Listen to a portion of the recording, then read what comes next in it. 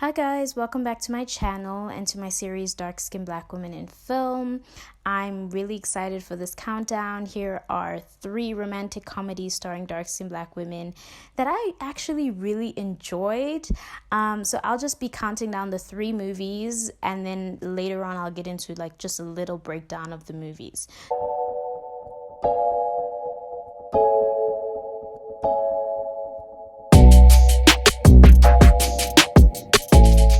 Hey guys, welcome back to my channel and to my series Dark Skinned Black Women in Film, celebrating dark skinned black women in film industries across the globe. If you like these videos, be sure to like, comment, and subscribe. Let's get right into this video. So today's movies include The Incredible Jessica James, starring the incredibly beautiful and talented Jessica Williams, the movie Little Monsters, starring the stellar, sensational, beautiful Lupita Nyong'o, and a TV movie called Always a Bridesmaid, starring the incredibly beautiful and talented Javicia Leslie. And if you have not watched these films and you don't want it spoiled for you, okay, basically, let me just tell you how I feel about the films in general without any spoilers. And then as soon as I'm going to start giving in some spoilers, I will give a spoiler alert so that you can, quickly stop the video, go watch the films, and then you can come back after you watch them if you would like to do that. So let's get right into it. So The Incredible Jessica James is a 2017 film starring the incredibly beautiful and talented Jessica Williams. I love this actress. I think, this was my first time seeing her in a movie, and I've watched 2 other movies with her in it so far, and I think she's so funny. She is, another version of the quirky black girl, which we've been seeing a bit more lately with, TV shows like Chewing Gum, written by Michaela Cole, who I absolutely love, and obviously Issa from, Insecure. And I really relate to the quirky black girl because that's who I've kind of been my whole life, the weird black girl. So this movie is a lot of fun. It follows Jessica James, who is a playwright and a children's drama teacher, and she's trying to make it bigger into the theater industry while also getting over her ex-boyfriend, played by the incredibly talented Lakeith Stanfield. I love this actor. I love his voice. I've mentioned it before. I like how he mumble talks. She's trying to get over him because they broke up, and she goes on a series of dates, and one of those dates happens to be Boone, played by the incredible actor Chris O'Dowd.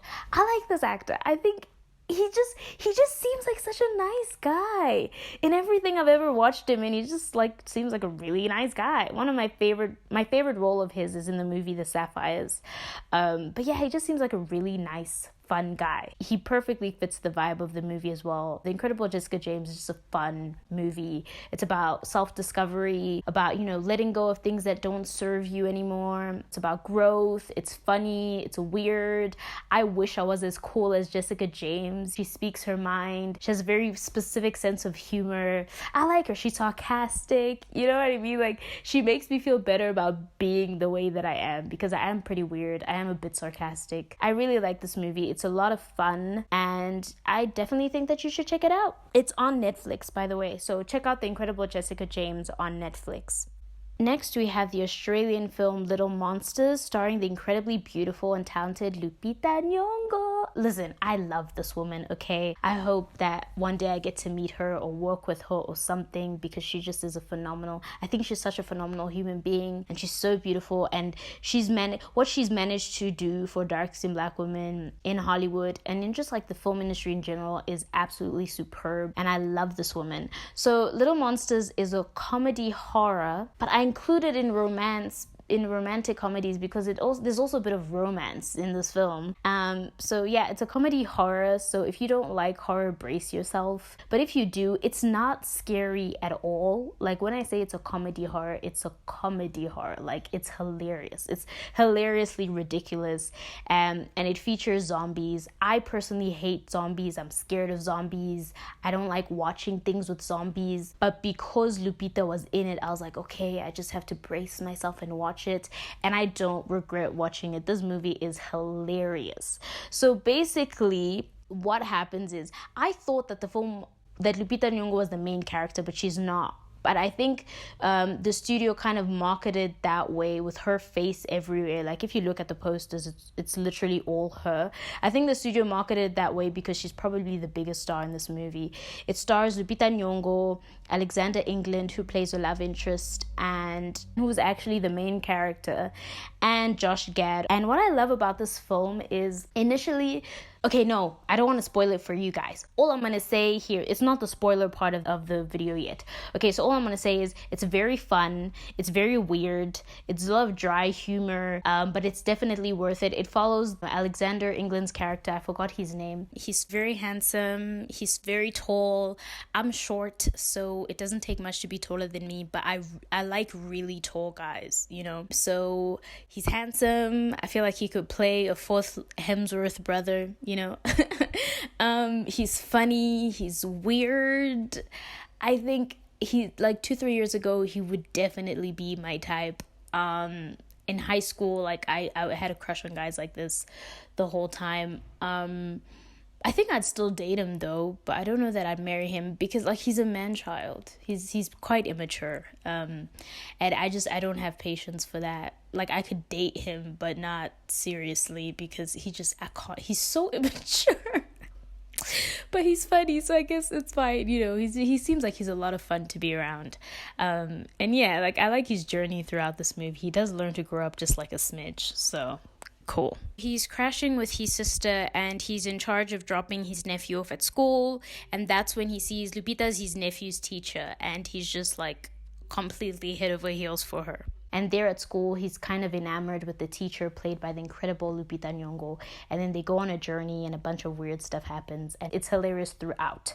So I definitely recommend checking it out. So you can check out Little Monsters, available on Hulu and Amazon Prime. Last but not least, we have the BET movie Always a Bridesmaid. Now, I know TV movies get a bad rep for being corny, and I can't stand corny rom-coms. Like, it irritates me because I love romantic comedy. So when it's corny or it's overdone, it really irks me because I know how magical they can be. So I was a bit skeptical about watching this. Not that TV movies are bad, and literally the reason why I watched it is because one of my favorite films of all time is actually a TV movie. It's a movie called After the Promise, which I watched with my sister, and that movie is absolutely phenomenal. Brought me to tears. Beautiful, beautiful, beautiful, beautiful story. So for the sake of that movie, I was like, oh, okay, I'll definitely watch this. It has a dark-skinned black girl in it, Javicia Leslie. Some people may not consider her dark-skinned, but I'm not gonna lie to you, I'm kind of confused. In some pictures, she looks dark. In some pictures, she doesn't. I'm not here to get into the intricacies of pigmentation or whatever. At the end of the day, I just celebrate women that I feel represent me and women like me. So since I feel like Javicia represents the likes of me, this movie's on this list. If you don't think she's dark skinned, that's fine. Everybody has their own perspective, but I feel like she is, and I feel like she represents me and women like me, and I think she did a phenomenal job. So Always a Bridesmaid is a movie written by Yvette Nicole Brown, who I absolutely love. I'd seen her every now and again in different sitcoms that I used to watch, but my sister and I literally just started watching Community this year. So I love Yvette Nicole Brown. She's so awesome. I love her as Shirley in Community. So when I also saw that she had written this film, I was like, okay, I'm definitely giving this a shot. And I'll just say it's the story of a woman who's always a bridesmaid, as in the title. She's a beautiful, elegant black woman, and she works in, I think, publishing. She's a copywriter or something like that. And it's just basically about her journey to learning to let go and learning to love, because she has a guard up. Like, she has her guard up. And it's just about her learning to sort of tear it down for the right people and the right person. And it just so happens that the right person is really hot. Okay. Her love interest is played by Jordan Holloway, who is super handsome. Oh my gosh. But the craziest thing is, I remember him from the TV show Unfabulous. And he was such a nerd. But I did like him back then. Unfabulous was one of my favorite shows on Nickelodeon. So it's crazy to see that he's grown up so much, and he's just really hot as well. Oh my gosh. So when I saw that he was the love interest, I was like, I'm watching this movie. I am definitely watching this movie. And he did not disappoint. His character is awesome, and this movie is a lot of fun. Like I said, I'm a bit skeptical about corny rom-coms. It's not that bad, literally. And by the end of it, I cried. I cried. I'm like, okay, either this movie's really good or I have a serious problem if not so great rom-coms also make me cry. So I actually really enjoyed it. I think I really needed to watch it. Obviously, I enjoy the two first movies a lot more, but this movie is definitely worth it. So be sure to check it out. It's also on Netflix, so be sure to check it out. Now for the spoiler part of the video, if you haven't seen these movies, be sure to click off now, go watch them, and you can come back. This is just my take on these movies. I'll try not to make it too long. Okay, so The Incredible Jessica James. What I love is she's artistic, she's smart, she's beautiful, she's opinionated, she's different. I love that her movie takes place in a different world. The Incredible Jessica James is free of the shackles of Black women being torn down and just all this negativity that surrounds dark-skinned Black women in popular media. The Incredible Jessica James is free from that nonsense, okay? She's allowed to just be who she is, and I like that. I like Boone's character, like I said. I like their relationship. I like how she sort of has to learn to get over her ex and grow. I like that. I like how the movie sort of also allows us to accept that oftentimes making it is not always what you think it will be, and by her teaching these children art and really just being invested in her plays and just building something from the ground up, that's enough. Do you know what I mean? Like, in generation Instagram, we always think that making it is synonymous to becoming a billionaire or whatever, but it doesn't always have to be that way, right? And yeah, like she's just a fun character, and I like this movie, and I like that it's easy breezy, no nonsense. Do you know what I mean? I like that. I like that also she's not being punished for being who she is, because a lot of the time, and especially some of these rom-coms that I've seen with Black women, if she's highly educated, if all of a sudden she has to be a pain in the behind. And I like that Jessica James is just who she is, and this movie, like I said, it just feels easy breezy, very interesting, very quirky. Love this movie. Next, Little Monsters. What I love about Little Monsters, I think Lupita's character, I'm not gonna lie, I think she wasn't written for a Black person. I think it was colorblind casting, just because they don't mention her Blackness is not a factor in this film, like, at all. It's not even, do you know what I mean? Which I actually, listen, colorblind casting is tricky. Sometimes it works, sometimes it doesn't. If you want to know more about what I'm talking about, there are a few videos on YouTube that you can check out that perfectly explain it. But what I like about it is, because of it, Lupita is allowed to just be herself. So from the get-go, like I said, she's not the main character, she's the love interest, but from the get-go, she's presented as this beautiful teacher that all the dads at the school are absolutely in love with.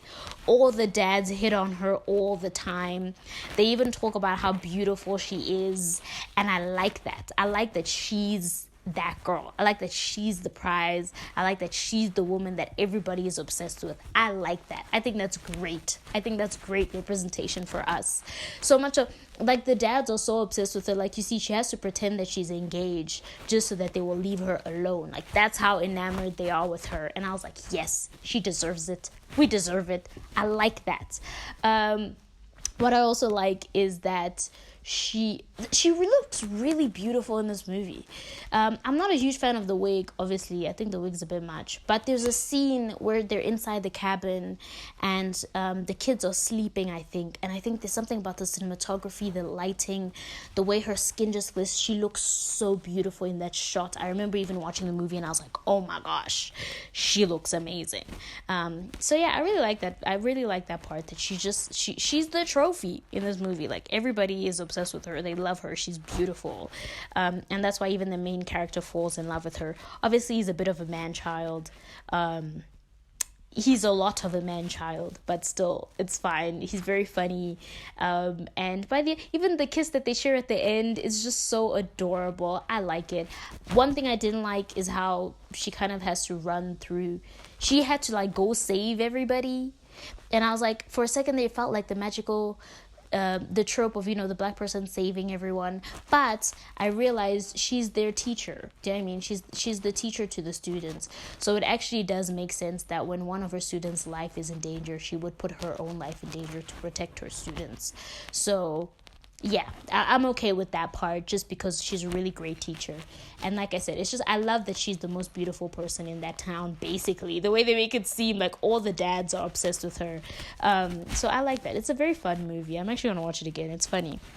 And last but not least, always a bridesmaid. Like I said, Javicia's character starts off very standoffish. Not standoffish, like she just has her guard up. She's disappointed in what her dad did. Her dad cheated on her mom. Like, it's messed up. That's never happened. I wouldn't know. My parents passed away when I was younger. But in my mind, they had a perfect marriage. And I know marriage is not perfect, but do you know what I mean? Like, I have an idealized version of my parents' marriage because they're not around. And I feel like their relationship was perfect, and they were, I just loved their relationship, or at least what I know of it. So I can only imagine how devastating it must be to realize that the person that you idolize the most, your dad, ended up betraying your mom. It's messed up. And in the same way that I relate a lot to the incredible Jessica James for being quirky and artsy and very passionate and outspoken and sarcastic, I definitely relate to Javicia's character for being not standoffish, but she has her guard up, and she's been her own obstacle to find love in a way. She doesn't allow herself to open herself up to the possibility of love and of happiness. And I can relate to that a little bit. Okay, guys, but I'm getting a therapist, so I'll be fine, right? But she has been hurt a lot in her life, and subsequently she puts her guard up.